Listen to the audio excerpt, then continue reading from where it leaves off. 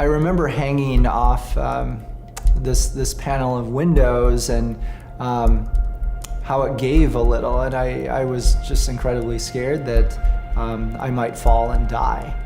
How did I get to this point? It was really desperation. My name is Christian Marine, and this is the story about how I became the San Francisco Spiderman, one of the most prolific burglars in the history of San Francisco. The police have reported yet another burglar. They are calling him the San Francisco Spiderman. He burglarizes restaurants and businesses by climbing through skylights and high windows. Police are baffled as to How the burglar is able to make these dangerous climbs. The evening of the first burglary, I was closing up at the health club that I worked at. I had lost all of my money at the casino, and as I was about to transfer the nightly deposit into the safe, I realized, I was holding a bunch of cash, and that I could maybe take this with me to the casino and gamble with it, and then win money and replace it and kind of solve my problems. At least that's what it felt like at that point. So I ended up taking the money to the casino that night. I lost it pretty quickly. It was maybe 2 a.m. in the morning, and I was driving back across the Bay Bridge, trying to figure out what I could possibly do to replace the money. At the same time, just feeling incredibly depressed and just wondering if I should just end my life at that point and jump off the bridge. But as my mind kept going, for some reason, this Mission Impossible movie came to mind where Tom Cruise is being lowered down on some ropes. That led me to think I can climb on top of a building and get in through a skylight or an emergency exit from the rooftop, and all of these ideas came together. I felt like I needed something to cover my hands, so the only thing that I had was some snowboarding mittens. I parked, maybe 100 yards or so from the concession stand and climbed the side of the building. It was one story, got on top of the roof, and there was an emergency exit door on the rooftop. So I just twisted the handle and it popped open.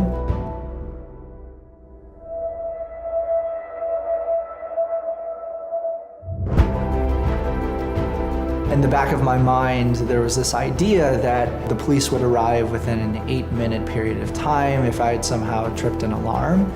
So I knew that I was kind of on the clock and I needed to do this quickly. So I looked around, but I didn't see any money. I was really distraught. So I made all of this effort and I couldn't find any money. When I decided to take one final look, this time I looked underneath the counter and there was a large safe with the door open, and it had $5,500 in it. And so I wrapped all of the money in my sweater and ran away, and that was the first burglary.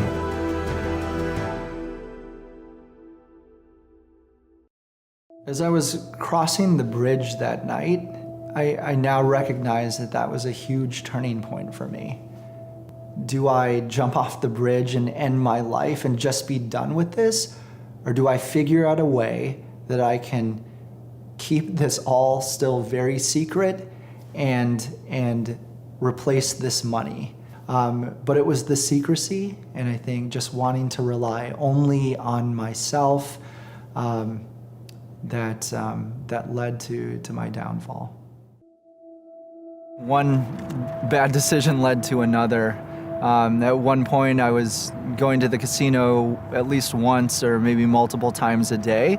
And it started with one burglary, but it quickly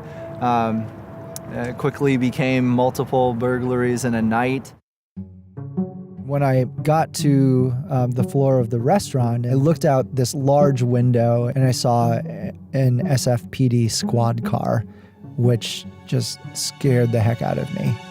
I squatted down and kind of crawled over to where the cash register was, got the money that was in the cash register, but I needed a way out. And so I ran to the middle of the restaurant, grabbed the vacuum cleaner cord, and started climbing up this thing, which feels like nothing in your hand, basically.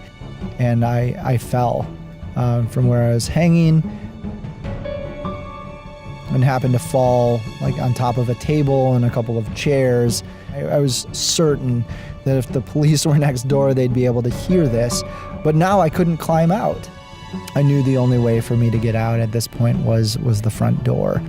I opened the door and stepped out onto the sidewalk, and the second I stepped out the door, I saw a police officer standing at the base of the steps for the neighboring building, and reached into my pocket to grab my keys, turned around, closed the door, and then acted like I was using my keys to lock the door to the restaurant, and I said, "Hello, officer." Then I turned and I walked down the sidewalk. You know, I hurt myself on multiple occasions, fell off the side of a building onto a set of stairs, landed on my back. I thought I was going to be paralyzed. Burglarized a bar while there were people in it, though they didn't know I was there. Broke into a place, a business, and there happened to be a worker sleeping there. You know, I was chased by the police on one occasion. I remember sometimes breathing so shallowly because I didn't want any of the people in the neighboring buildings to hear that I was there, that I felt like I might faint because I wasn't getting enough air. There was just this feeling of fear the whole time that I was doing this. I didn't want to get caught for very obvious reasons, but I also didn't want to shatter this image that other people had of me, of having my life together, this image that I had been projecting and very carefully projecting in retrospect since childhood. I felt like I couldn't get out of it, and just continued kind of down that road until I was arrested.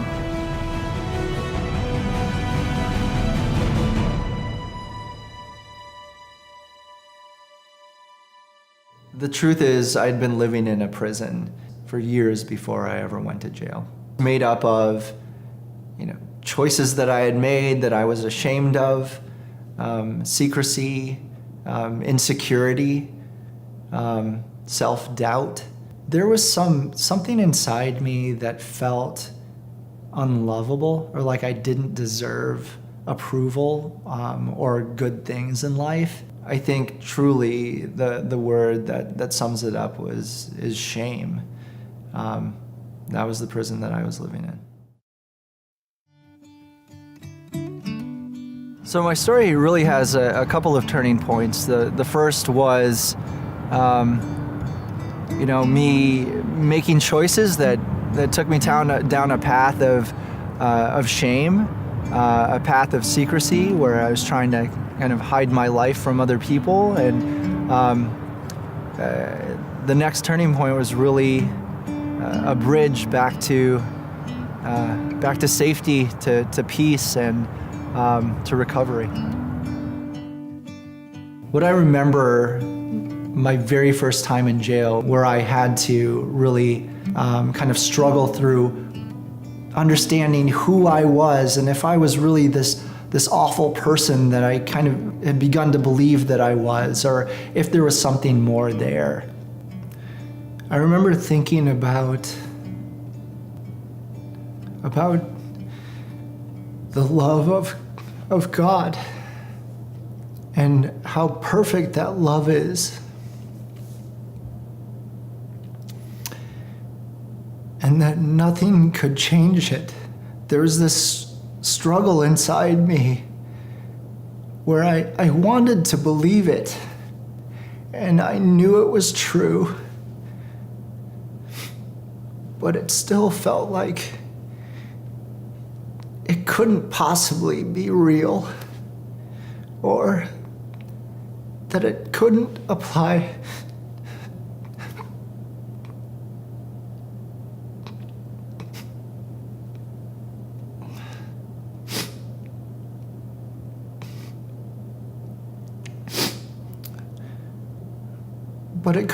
to me.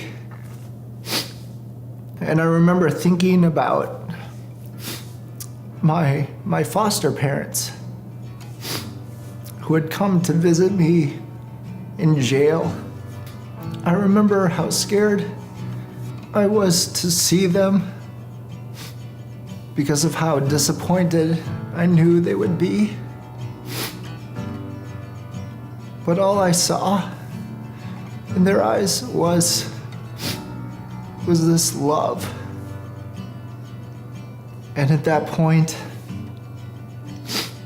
I think that was enough to help me believe and understand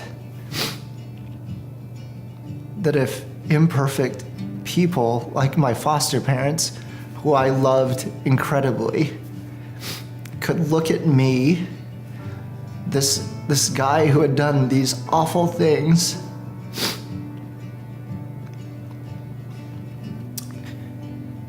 and love me that perfectly, that a perfect God could absolutely love me perfectly. It also helped me to understand through their love that there was something redeemable inside me. There was something worth fighting for. There was something worth changing for.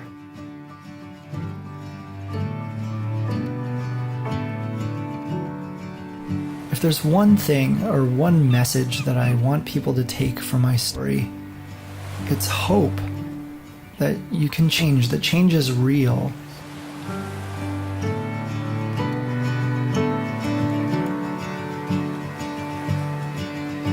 To prove that love endures all things.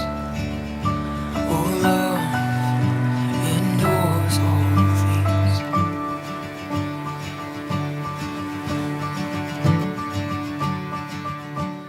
And if you feel like no one knows how awful you really are, the truth is that we can always turn and face the Savior. And there's a power there that's greater than any darkness, greater than any shame, greater than any lie, or greater than any pain that we could inflict on other people. The Savior wants us to change so much and wants us to turn to Him. He'll provide us power when we finally do.